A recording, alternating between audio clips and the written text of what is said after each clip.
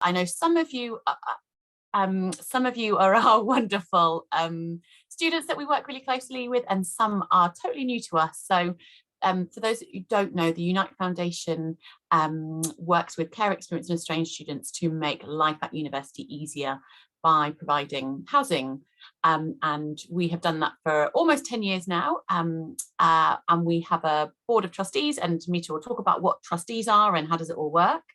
But part of what we want to do is bring some more young people into our governance and to help support us as an organisation. So this is one of the things that we are doing.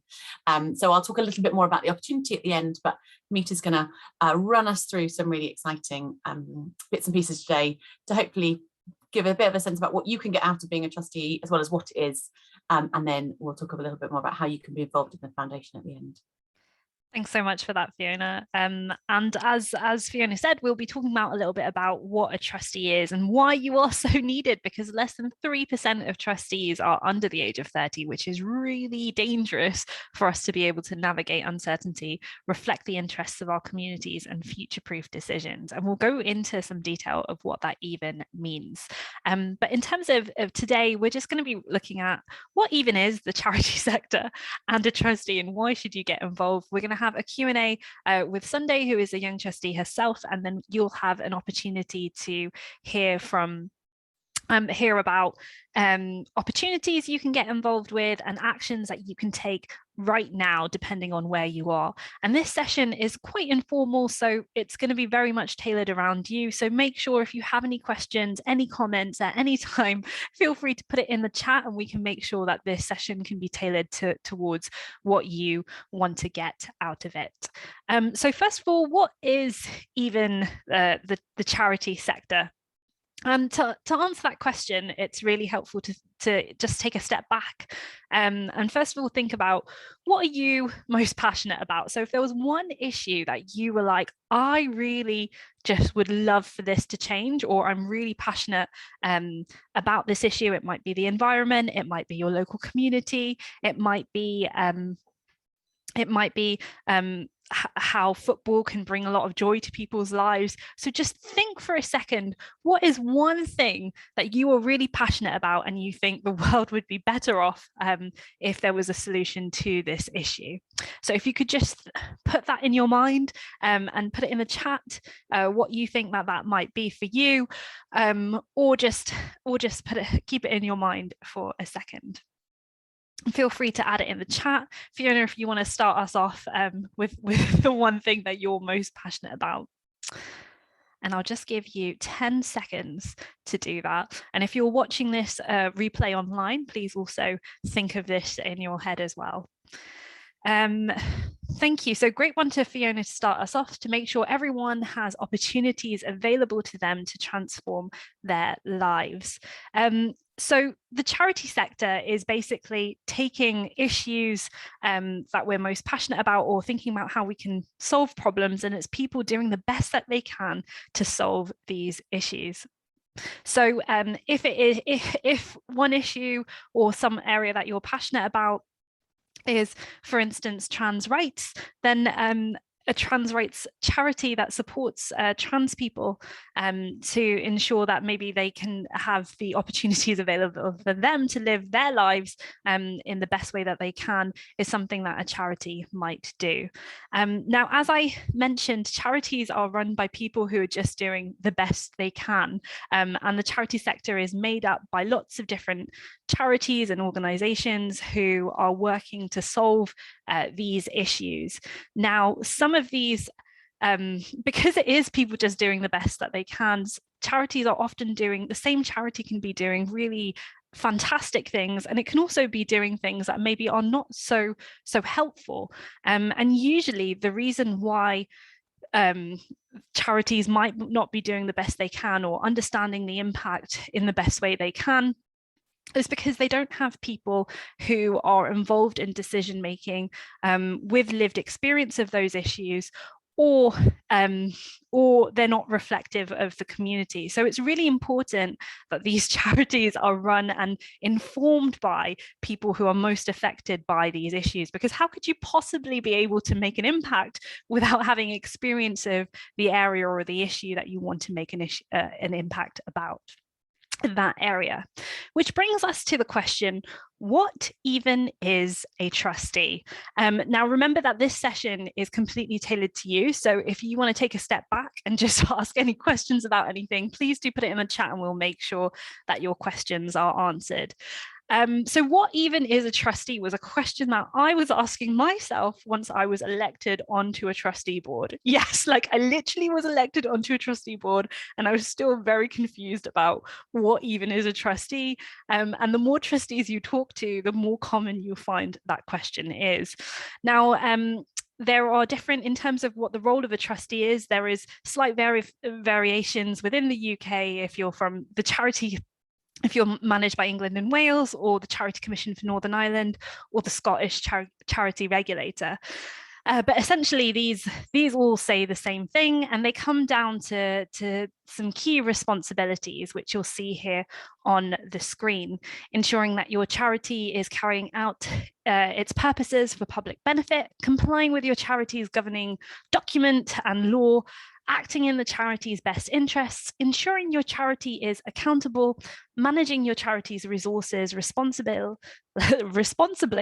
and acting with reasonable care and skill. Now, this is what I read when I first became a trustee, and I was still saying the question, what on earth is a trustee even? Fiona, did you want to add something there? Just to say, it's mind-blowing, isn't it? Like, it feels really scary, but it really isn't at the same time. Yeah, exactly. And a lot of the time, people are too scared to say, I actually don't understand what's happening. And lots of people are thinking the same thing, even if it's like a CEO with 20 years of experience and they've just become a trustee, are usually asking the same question.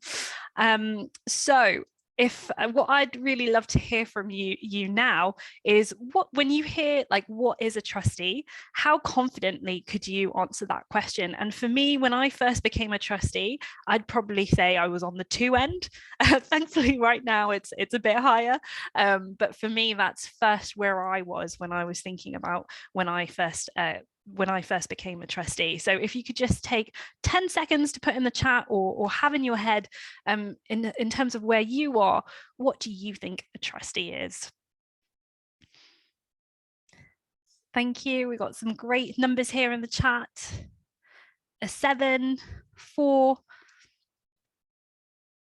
These are all a lot higher than when I started off. Thank you. 2, yeah, 2 is where I was. 4, 5, 3. Thank you. Keep those coming. Now, a lot of the times, there is a lot of jargon and a lot of confusion over what a trustee is. And that's comes from the idea because when we talk about trustees generally, we tend to have these mythical ideas of what a trustee is. Like these, usually when you ask the average person what is a trustee, they'd say, I don't know, is it something that retired people do who have been in business for many years, and they somehow magically ensure that the organization runs really well through all of their magical experiences somehow, when really trustees are literally just people doing the best they can to ensure that their charity that they are a trustee of is working in public interest and is basically serving the mission and serving the issue that it's meant to do. And the reason why we have trustee boards is because if you think of a charity just saying that we are going to do all of these incredible things, it needs to have some form of external accountability to say, are you actually doing those things? Are you meeting your mission? Are you complying with the law? So all of those very actually clear questions of that anyone can kind of ask when you think about like, where does the accountability come from?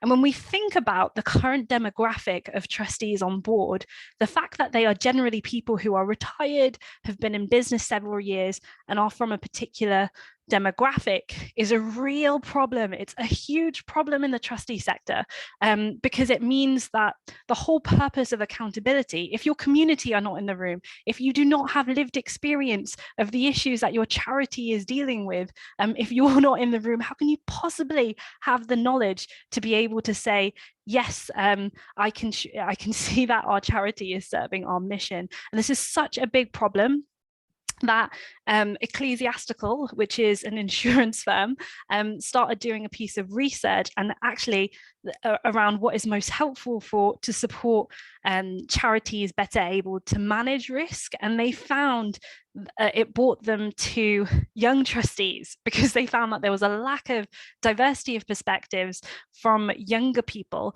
to have that group accountability, because it is people just doing the best they can with the information in front of them. We need lots of people to be able to be around the table, to be asking different questions. And again, it's all about the questions you ask. It's not about having all the answers. So if you were to join an organization, just have a think about, like, how would I ensure that I'm keeping this organization accountable? Might be questions like, how do you get your money? How do you ensure you're not going to run out of money? These are great questions. And to just to really think about how powerful it is to have a diversity of perspectives, and why it is essential to have more younger people around the table, and particularly people who are not represented in the community around the table. It's helpful to think about, how do we know stuff? So we have data, which is piece of information which colors that data, knowledge, which connects those pieces of information together, and then insights, which say, to get to here, this is the route that we need to take, and then decisions, which say, yes, we are going to take this route. Now, if we only have one type of perspective or person around the table, then that means that we're much less likely to see things from different perspectives. And the reason why that's such a problem is because nobody ever, and if any board tells you in the country that they have all of the data, information, knowledge, and insights that they need to make decisions, they will be lying, because obviously there is always so much uncertainty. And now more than ever, charities are facing so much uncertainty and unknown, that if they don't have somebody asking questions from different perspectives, then they're not going to be able to navigate uncertainty. It's also really important to have the community in the room, because that represents power. I also just want to come to the term young trustee. What does that even mean? The only reason why we use the term young trustee is because the only reason why we use the term young trustee is because it reflects that there is less than 3% of younger people on trustee boards. And so if there were less than 3% of older people on trustee boards, we'd probably be called the Older Trustees Movement, and be asking more for that intergenerational representation. Because again, it's not about having all of the answers, it's about having questions to help that level of accountability. So another question we get asked often, and was definitely a question I had when I joined the board, is, what do you need to be good enough to support this charity? So what people think that they need is 50 years of experience, a degree, having to work in business so they can use all these fancy terms, whereas what you actually need is the 3 C's, and that starts with care, curiosity, and clarity. So how much do you care about the issue that you are talking about? So at the beginning, when I asked you to think about what issue are you most passionate about, does this really align with you? Because of course, if you don't care about the issue, then you're not going to be a great trustee. So that is super important. Curiosity to ask those questions, literally like how is the organization getting its money? Like how do we know it's making its impact? All of those questions are super powerful. And then also clarity. There is so much lack of clarity on boards, because what people generally do on boards is they turn up and they see these spaces, and if they think they're meant to be these people who just magically know everything, they're faking it until they make it. So they turn up into these boardrooms and they literally, like, I would tell you probably about, this is the case with 80% of trustees when they first join their boardroom, they might turn up with this sense of like, I really don't know what's happening, but I'm meant to know what's happening. So I'm just going to pretend I understand these board papers. I'm going to pretend I'm not scared. And that's a real problem, because if you're not able to appreciate that you don't have to fake it until you make it, you already are it. If you have a question, then that question is really helpful, because it's not about having all the answers. So the biggest piece of advice I can give you today is don't fake it till you make it. You already are it if you have the 3 C's. And what that means is the most powerful trustees are the people who can turn up in the room and say, hey, I actually don't understand what's happening here.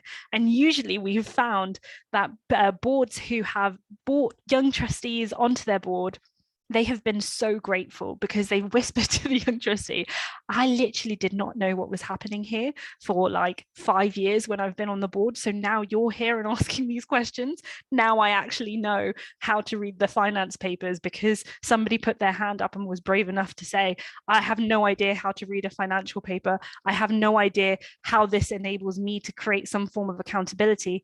Now all of a sudden we've got training and we've got clearer board papers which enable us to do that. So there has been so much innovation by people just standing up and saying, I really don't know what's happening. Could you explain X or Y to me? So remembering the 3 C's make an incredible trustee: care, curiosity, and clarity. Another thing to share what is helpful is often people use the term lived experience a lot on trustee boards, and it's helpful just to think about like what that even means. Everybody has lived experience of something. You all have lived experience today of being on this webinar, going to your particular school, all of those things. So the question generally is lived experience of what? And if there is a charity who you have lived experience of the issues that they're trying to solve, that's super powerful, because what that means is in your head, you have a sense of insights, which somebody explained to me, said this earlier, which I thought was really powerful, that even if you had a PhD, it wouldn't scratch the surface of the level of insights that you have through having lived experience of that area, because nobody else has lived your specific shoes. Lived your shoes. Nobody says specific shoes. So what does that mean in the boardroom? Well, that means that combined with training, if you have lived experience of a particular charity that the issue that you're seeking to serve is, combined with the training to do your role, because you can't just be expected to turn up and be like, hey, I'm a board member. All board members deserve training. You will have some incredible ideas. It also means that it also means that it's important to have a diversity of lived experiences, because that affects how you see the world. So even if you do not have lived experience of a charity, of the particular issues that your charity serves, it's important to have a diversity of lived experiences on the board, so that your charity is reflective of the community. So some people say, like, well, if I do have lived experience of a particular charity that I'm being asked to be on, how am I expected to represent an entire demographic? Because obviously I don't have lived experience of that, like that entire population. And that's absolutely right. You're not expected to. A board should have collect lots of surveys and focus groups of the target area that they're looking for, to create these really good ideas. What is really powerful is that it might be in the questions that you ask through the way that you've lived. So it might be, instead of saying I've experienced X, therefore we should do Y on a board, what it looks like is, have we thought about, for instance, what support people get in this phase of the program? And that's a really interesting question. Or how do we understand the impact of people from this way? Those questions are really powerful. So it doesn't, if you're on a trustee board, you're not necessarily going to say, like, do all of these things. Again, it's the way that you think. It also doesn't mean that just because you are a younger person on the board that you have to be the cool person. Like, a lot of people are like, yeah, I love young trustees because I'm a dinosaur and I'm not a cool young person who is able to inform us on social media.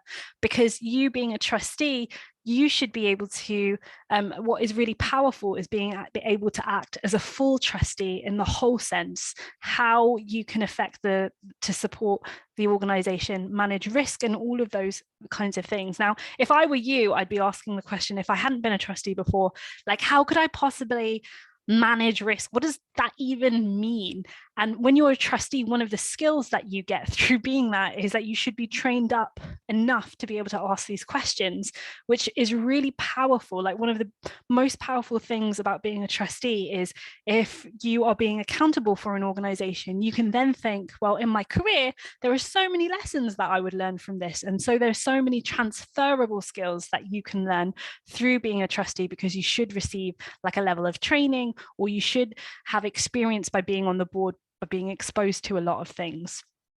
So again, one of the most powerful things is that not that you are exposed, is that you have lots of new experiences on the board, which can support your CV and get you into some paid work, as well as developing your soft skills. And you can also develop some incredible networks as well, by being on the board as well.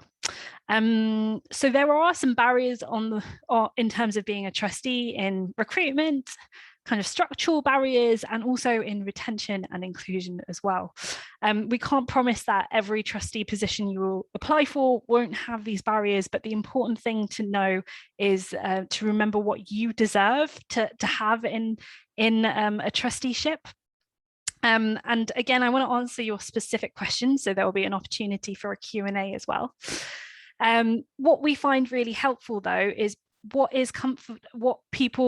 might be right for one person on a trustee position may not be right for another person on a trustee position. So what's really important is that you develop for yourself, what is my comfort zone in this area? What is my stretch zone? So comfort zone refers to where you're like, this is not a sweat, I'm feeling completely comfortable doing all of these things. Stretch zone, where you'd be like, oh, I haven't really tried this before, but I'm not panicking. And then panic zone or exclusion zone is where you're like, this is like so much, I can't really cope like this. You never deserve to be in your panic zone. And if you are in your panic zone in a particular area, it's the responsibility of the organization, if you ask for support, to make sure that you're either in your stretch or your comfort zone. And when you go through things like the interview process, it's really helpful to ask questions to figure out if an organization is right for you, which we'll go into some more detail in a little bit. But now we're just going to go for a bit of a Q&A. Fiona, do we have Sunday here?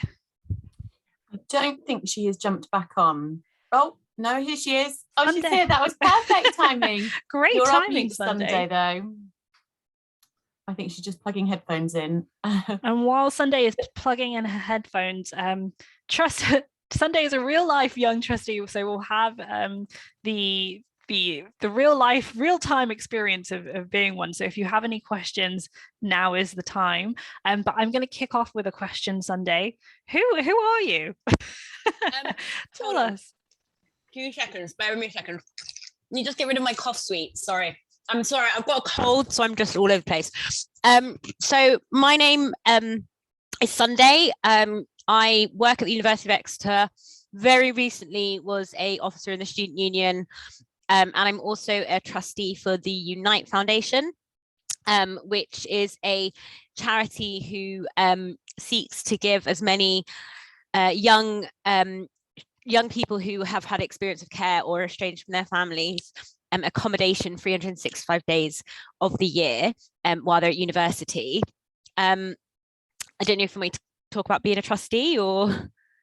Yeah, it would be great to know a bit. That's a really helpful introduction. Thank you. It'd be really nice if you could just tell us a little bit about your journey, what it looks like from being a student to being a trustee. Sure. And if at any point you're like, could we please stop? Because Sunday's very kindly joined us, even though she has a bit of a cold at the moment. Yeah, no, it's fine.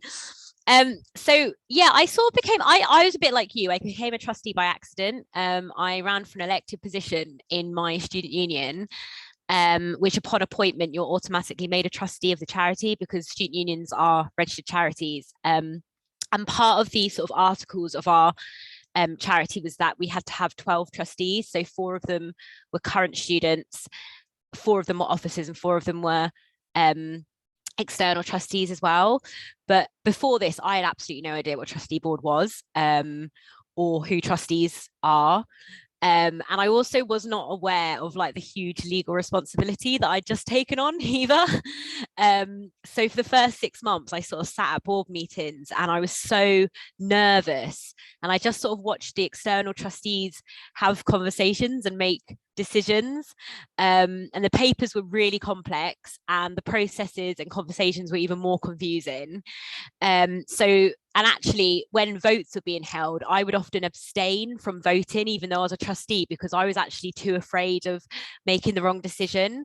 So by like the 6-month mark, I'd sort of like worked out how things worked. And as the first like care experienced or estranged student who had ever been elected at the union, from watching all the conversations go on, I felt that there was a lot of decisions being made that weren't taken into consideration, like the realities of the student experience. So that at that point, that's where I was starting to like gain a bit more confidence. And there'll be like decisions where people would say, oh well, the students aren't around because that's out of term time, and I'll be like, wait, actually we are around.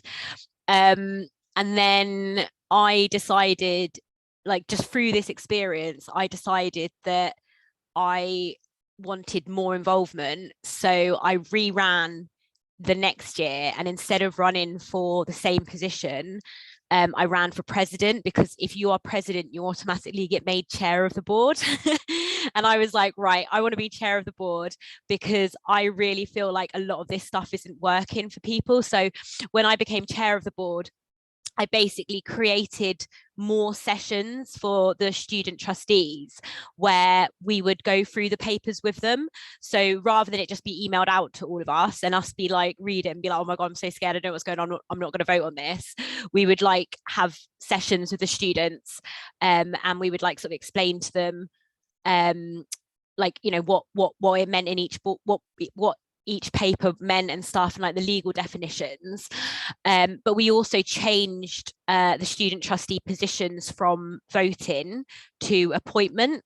So basically that meant that all the trustees that we currently had, and they were fantastic, like I had really good relationships with a lot of them and they were really knowledgeable, but like the only students that would put themselves forward to be trustees were students who knew what a trustee was. So I would talk to them and say, like, why did you put yourself forward to be a trustee when you were like in your first year?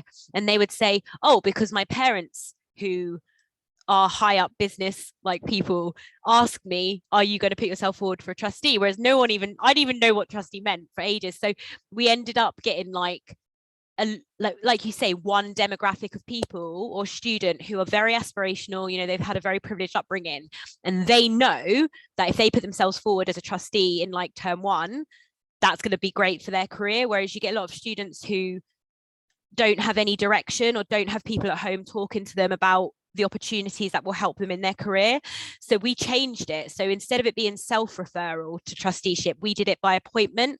So now we actually go into the student body and we approach people and say, you're a estranged student, or you are here on a refugee scholarship, or you're here on, you've got a child. And then we actually approach them and say, like, would you like to become a trustee? So it's a lot more open and accessible now. And then when I finished my president role, I was thinking that, a lot of the problems that trustee boards, that the student union trustee board have, like, it's not unique to student unions. So a lot of charities will like appoint their trustees like we were doing, but the people they approach are already quite prestigious, like in businesses or organizations. And that's great because they're like directors or financial experts, and the charity wants to benefit from the industry knowledge that they've got. And that is important. But as you said, charities do also need to benefit from lived experience.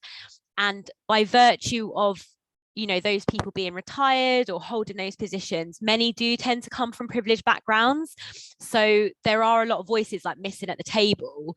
And obviously, in the case of what I saw at the student union, I was like, okay, well, if a student union can overlook like my experience of not having parents or not having family support at university, and they work with students, like, what other charities are there? So that's when I started like looking around and being like, well, I've got all this experience of going to university, of being alone at Christmas, of having to like sofa surf during the summer holidays.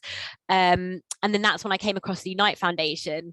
And I remember thinking, like, if this charity had existed for me when I was at university, then like it would have been so much easier. And I remember seeing a post on social media maybe like 5 years ago that was like, be the person you needed when you were younger. So that's when I put myself forward to be a Unite Foundation trustee, because I was like, well, I know what it's like to be, you know, coming to the end of your accommodation and looking into like June and being like, I've got nowhere to live for 3 months. So yeah, then I put myself forward for Unite, and that's where I'm now. I'm a trustee of Unite. That was such a powerful summary, thank you. And I think answered like 100 questions I had. And I think really takes us through like, what does it mean to look like a good trustee? And you literally filled all of those criteria. Like, if you join a board, don't expect to know all the answers. The first thing you're going to feel is overwhelmed, like you said. And if you're going to start like making these decisions without actually being like, what is going on, like what you did. Sorry, go on. I think for me as well, like a lot of the time, like we worry so much about, you know, like if you've got a job and you worry if you mess up on your job, you're going to lose it and stuff. I think we worry so much about looking stupid. And with the trustee boards, both boards that I've been on now, I've just gone into it being like, I accept that I'm going to look stupid at some points, like that's fine. But actually, like my lack of knowledge around, say, like legal frameworks, that's not my fault. Like just because I haven't had someone sit down with me and teach that to me doesn't mean that I can't make good decisions once someone has taught me that. So I'm always like, well, like me not knowing something, like why would that reflect badly on me at all? And I think the other thing is that like if you think like with trusteeship, like you can get taken off the board, because you have like with the Charity Commission, we've got this thing called like the Nolan principles, which you basically have to abide by if you're in public office. I can't remember them all. I think there's like 7, but it's like transparency, selflessness, that sort of thing. And it's basically, if you're a good person, you're going to abide by the Nolan principles.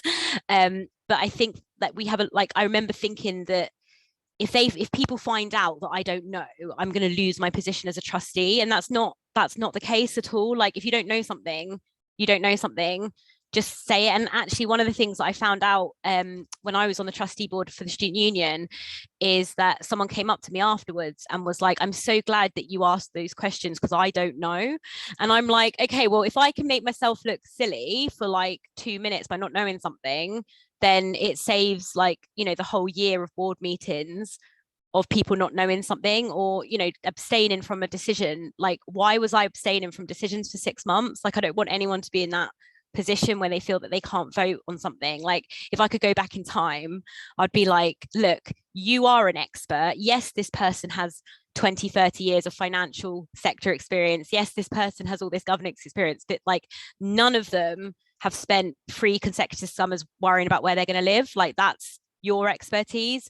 So yeah, I just think just go into it being like, I don't know stuff, that's not my fault, and it's okay, and you'll be fine. Thank you, Sunday. And I would think that this is a risk for probably 95% of trustee boards. Like if all boards did what you did, Sunday, I'm pretty sure we'd see an incredible improvement in the way that trustee boards can be innovated. And like you said, people like yourself coming in and asking those questions to say, actually, this doesn't work for me. What you did in the way that you were curious about how do people prepare for these board meetings, and said, no, actually, it's not enough just to be sent board papers online. Someone needs to go through these in pairs. That led to innovation, and that's so beautiful. And it's those things that can create incredible innovations for young people as well. As was mentioned, don't forget to add any questions that you have in the chat. One of the questions I have, Sunday, is what would be your biggest piece of advice to somebody who is at the beginning of their journey, if they are a trustee, looking to become a trustee as well? Looking to become one.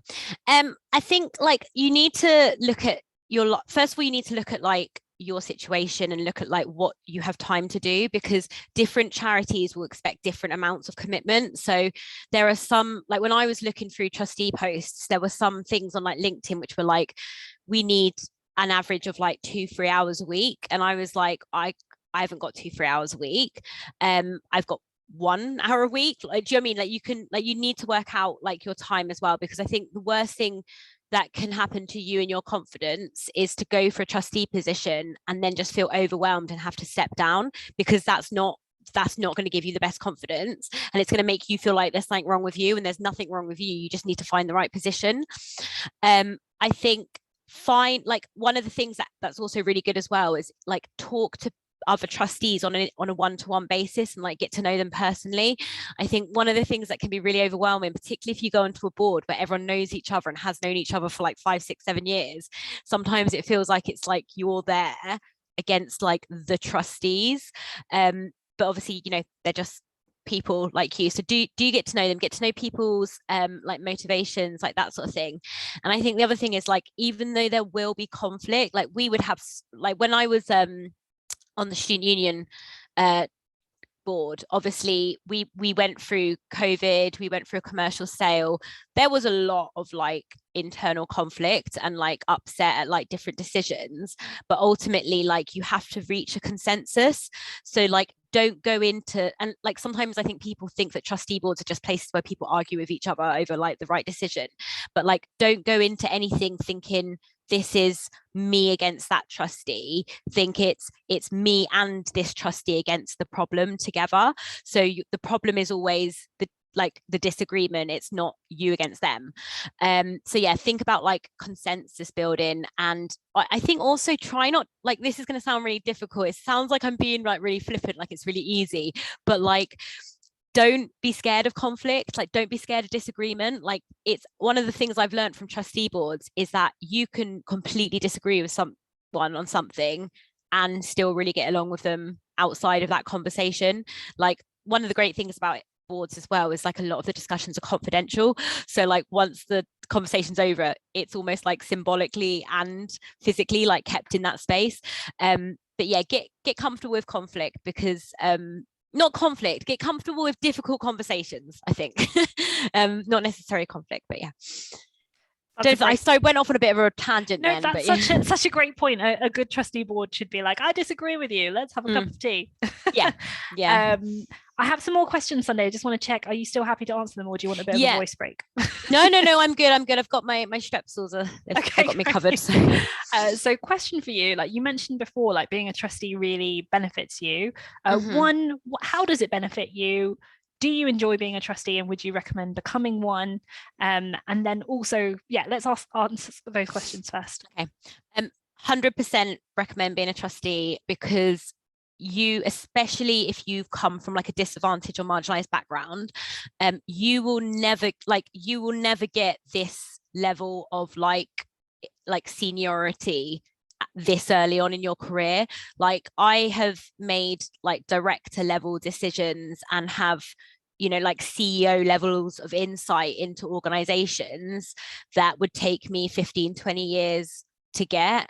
And I'm obviously like, this like with Unite Foundation, it is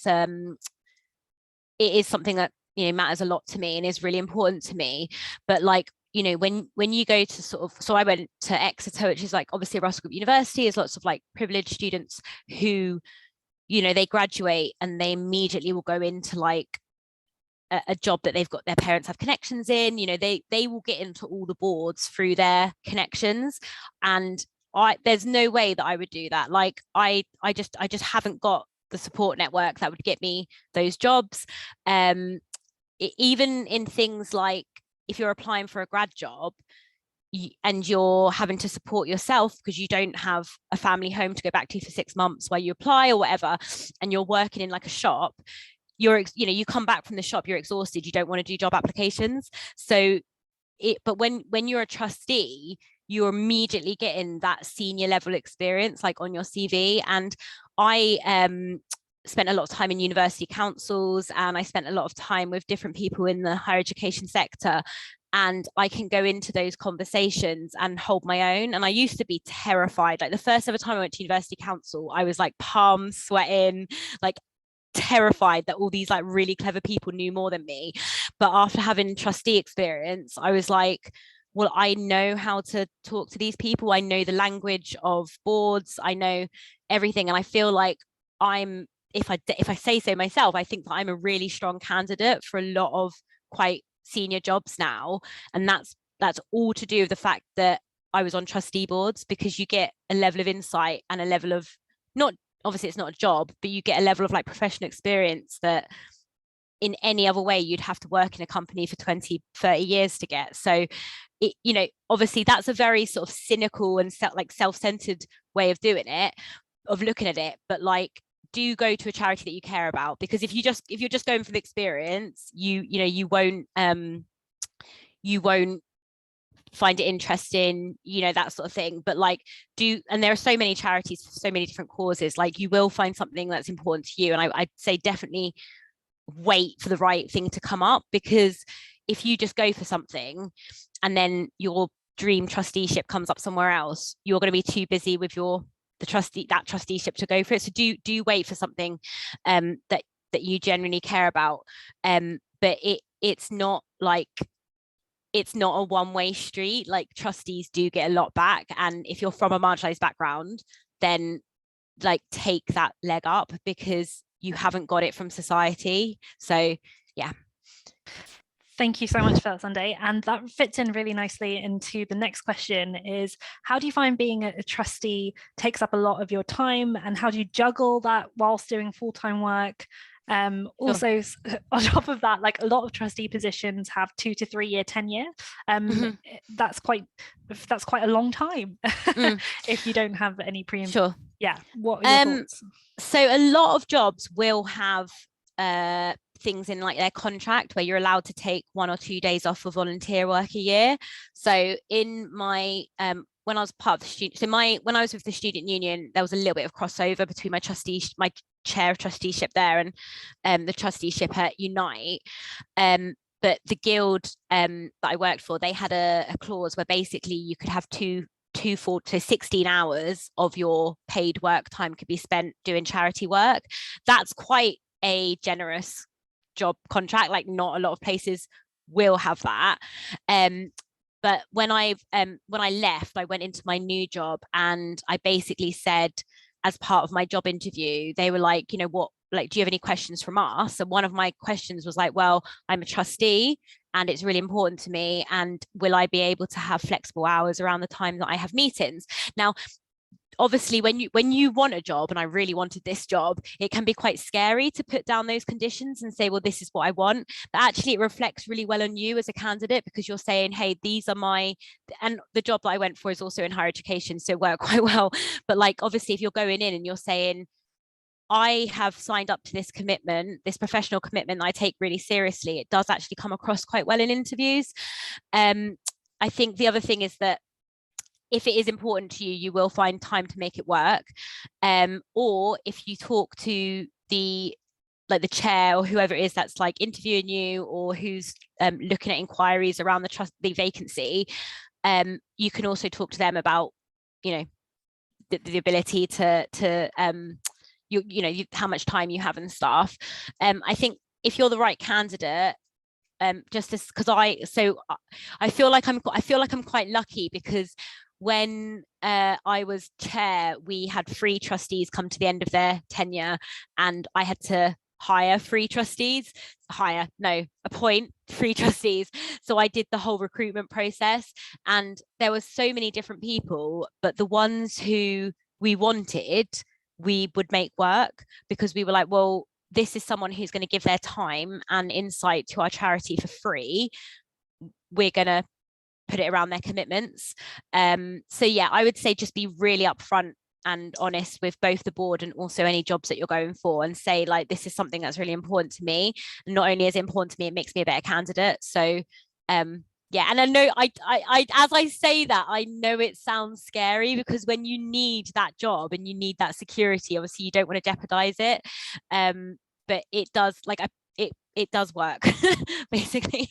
That is such a fantastic point. Like, it is super scary to do that. We've heard countless stories of where, for instance, somebody is a young mother and they just really care about the charity, and they're like, I do not have the time commitment along with being like a mum to like do all of these other like trustee commitments, and so they drop out, but they don't communicate that to the charity because they feel too guilty, because they would never ask for childcare, but the charity is actually like, I didn't even think about offering this. I should have offered it and would have totally offered it, but didn't even think about it. Like, people pay us to support them to make their job adverts inclusive. So again, the person who's writing the job description for the trustee vacancies, like, they're just doing the best they can, so they might not have the knowledge that actually what is happening might be a bit exclusionary. So just as you said, Sunday, like, identify what works for you and communicate that, and if it's something that you really care about, then contact the person who's written the job ad and have a chat, because often they're quite open to change. No, definitely.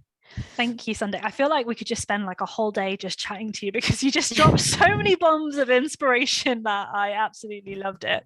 And I probably will follow you up with some more questions Sunday later. Fiona, one of the questions was, this all sounds great. How can I get involved with the Unite Foundation?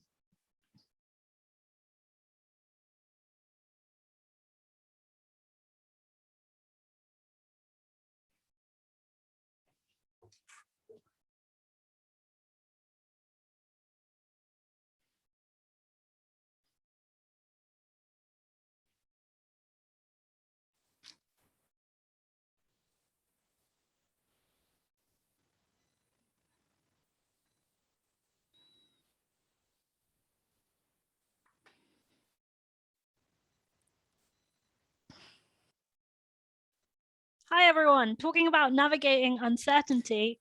Sorry about that. We appreciate you staying with us all. Just shows how extra committed you are. Thank you for staying with us. Our next question is over to Fiona. A lot of people, thank you for those of you who just joined us. Something happened with the connection. Over to Fiona. If you're super interested in being a trustee for the Unite Foundation, like, how can I do that? That was one of the questions. Yeah, absolutely. So we will release all the details next week. So we have 2 spaces on the trustee board at the moment to open up to young people. So we're looking for anyone with lived experience around care experience or being estranged from your family. And it's a super simple application process. So we'll have 3 questions that we just want you to answer, whether that's either in a written down in an email or a video, or actually if you want to have a WhatsApp conversation, that's also totally fine. And then we have 1 question which is about what you want to get out of it, so that we're really reinforcing for you guys that actually it's about something that you really get out from it as well. So we'll share all of that with you next week. You've got quite a lot of time to have a think about it, so the deadline will be just after the new year, so we're not kind of rushing. And then we'll have a kind of an interview process, which again will be super informal with our trustee board, so a couple of the members from our current trustee board. And I guess I wanted to pick up on a couple of bits that kind of had come out from Sunday and Rita's conversations, which is as the board, we are super committed to making this work. So things like the time of our meetings, we've moved them all to the end of the day. So hopefully those of you that are working don't have to take lots of time off. But if you do, we have the option to be able to effectively cover any of that paid time that you have to take off, so that it makes it something that you're not having to take a day of holiday and therefore lose out on those kinds of things. So, and all your things like your travel expenses, if you come to meetings, some of them are virtual, some of them are online. We'll put all of that. And then things like training. So like Mita said, we will make sure that you are connected to all of the amazing stuff that the team at the Young Trustees Movement have been doing and working through that. but then also if you want to have a buddy on our Board of Trustees already, so that they can learn from you, and I think that's really, really important, and that you can learn from them, and you just have someone else as a sounding board to check off through. And one of the things that I do before all our meetings, so we have about 4 meetings a year. One of the things I do before all of those meetings is you get all of the papers about a week in advance, and then I always say, let's book in half an hour or an hour before those meetings, so you've had a chance to read those papers, and I can kind of talk you through any questions that you might have before that, so you feel like you've had a chance to ask some of those questions that you might not want to ask in the meeting straight away, but we kind of do all of that.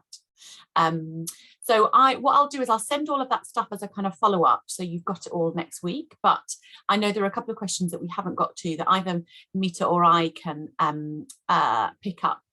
So things like, I think Amy, you asked about red flags on trust, like what you're looking for in trustee board. So if you decide not to come to the foundation, which is totally fine, part of the session was about opening up to other opportunities that, a bit like Sunday said, it's an amazing development opportunity for you. So there are lots and lots of those opportunities, and the Young Trustees Movement has got loads and loads of stuff for you. So definitely worth registering there and having a little follow. And I'm meeting, you can probably share a little bit more as well.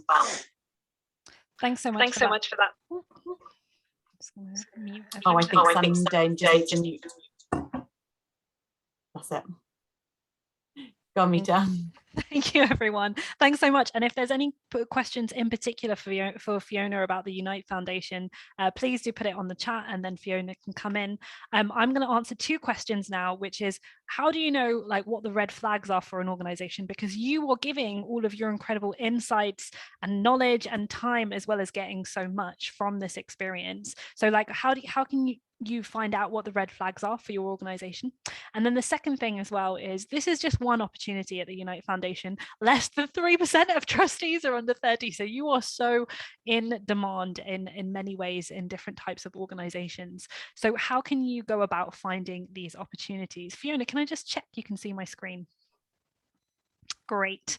So how do you find these opportunities? So the first way that you can do to find these opportunities is via traditional methods. And I'm going to pop a link in the chat, which I'll also send as a follow-up email as well, as all the ways that you can kind of find that, all the kinds of ways that you can find these via traditional methods, including on our website. So you've got like a link in the chat there. But there are also other ways to find trustee vacancies. I think something like over 70% of trustees are recruited via word of mouth, which is something that we're trying to change. But in the meanwhile, if you want to play the game, then you're completely entitled to do that. So that might look like dating your charity. Well, what does that look like? That means that if you just for a moment imagine like, what is the ideal charity that you want to work for? So like, as Sunday mentioned, before she had realized that the Unite Foundation existed, she probably had dreamed up something that was similar to the Unite Foundation, and then you can go and find that charity and literally go and have coffee. Like, trustees are generally quite lovely people who are quite usually open to coffee, but don't be worried if you get some rejections, because they are also busy people. I'm sure if Fiona got a coffee, asked for a coffee request by Sunday before she was a trustee, she would have been like, yeah, I'd have a coffee with you. Fiona, you sound like I was just going to say, I have never been turned down by someone if I've asked to go, could I just have half an hour of your time to ask you about being on the board or being a trustee? No one has ever said no to me. So I think the Date Your Charity is such a good idea of just going, can I just have a chat? Because generally no one will ever say no. It's such a good point. And a lot of trustees actually tell us to say, oh, well, I'd love young people to join our board, but, you know, surely they're not interested in this. Like, surely they want to be playing video games, which just shows you the mindset of some charities. So just by even asking for a chat, you can probably change the mindset of like, actually, there are lots of incredible young people out there searching for vacancies. And it's like dating. You wouldn't necessarily say full out like, hey, do you want to get married? Can I have a trustee vacancy? It's like starting off with a bit of a coffee and a chat and building up that relationship in that way as well. And I would just say, just on that, if there are charities that you want to date effectively and you don't know anybody in there, come back to me or Helen or Laura or somebody in the team, because we can connect. It might well be that we know people, so feel free to use us and Mita in the team as well. What an incredible offer there as well to make use of those networks. Thank you, Fiona. And then also share your dream with the world. So we have heard of young people who have literally just put on their LinkedIn, this is my dream charity, these are my skills, this is how much time I have to commit to the role. Is anyone interested in me? And literally have just sent out to their networks and asked them to share. And say if Fiona was to see that post on LinkedIn, I'm sure she would be most happy to share that. So find your dream charity, share your dream, and do what works for you. A lot of people might say, like, actually, I'm not really comfortable sharing my dream. That's fine. It's finding out whatever option works for you, which leads on to the next question of finding the right fit for you. So we've already discussed that finding the right charity for you is a two-way street. So really get to know yourself. What do you want from this relationship? And that will help you to ask questions, and don't be afraid. I think the hardest thing to do is ask those questions. Do you pay for childcare is a really hard question to ask. But if that is the thing that's going to be right for you and to help you thrive, that charity needs to answer that question correctly, because there are so many charities out there that need you, for instance. So what can you do now? It's not all about, like, you don't have to be a trustee right now to take action. And what I would encourage all of you to do is to take some action, and everyone can take action from today. So one of those action might be building your muscle of the 3 C's. So that is care. How much do you like finding out what charity you care about and why? Being really curious about the news, about what's happening within your charity sector. Like, oh, that charity has increased their funding. I wonder how they did that. Or, oh, that charity is actually in a bit of trouble right now. How could have their charity board thought against that? So for instance, I've recently seen articles around in the charity sector about bullying within the charity sector, and a question I asked myself was, if I was on the board of a charity, how would I know that there was bullying within my organization? So asking yourselves questions like that. And also seeking clarity. So as was mentioned by Sunday, a lot of people just pretend they know what they're doing, and they really don't. So when you're in situations where you're like, I don't understand what's happening here, building that muscle and courage of seeking clarity and saying what exactly is happening here is a muscle that will help you on a trustee board. Doing some research, so finding out, as was mentioned, over 70% of trustee vacancies are done via word of mouth. So it might be like finding that organization, building up those relationships. It might mean like talking to your local community hub. Some people call that a CVS, and seeking out like what charities that are there that match your mission. Talking to people like Fiona about vacancies within the sector, or it might be literally just Googling. So do your research, and if you feel comfortable, then you can start applying as well. And again, I'll send around some of this information to do those things like dating your charity, sharing your dream, dating your charity, applying and sharing your dream in those ways. So that brings us to the end of today, but it doesn't bring us to the end of our journey. Thank you all for coming today, and also for being so proactive and coming back. I think that says a lot about the passion that is in this room. Fiona, did you want to say and add anything? No, just to add my thanks, to say thank you so much to Mita for hosting and pulling it all together. It's been lovely to get your perspectives, and thank you so much, Sunday, for sharing your story. We are so grateful that you are on our board, and the foundation is absolutely stronger because of it. And I know that for any of the rest of you thinking about applying, whether it's to us or to anyone else, wherever it is, they will be stronger because you are part of that board. So go forth and conquer and take on those trustee opportunities. I love that. Yes. Again, thank you, Sunday. Thank you, Fiona, for bringing this together. And thank you to all of you who hopefully will now start on your trustee journey. Please keep in touch. We'll send you some links after this so that we can stay in touch, and hopefully I can have a coffee with you one day and hear about all of your brilliant place and where you are on your journey. Have a great day. Goodbye, everyone. Thanks, everyone.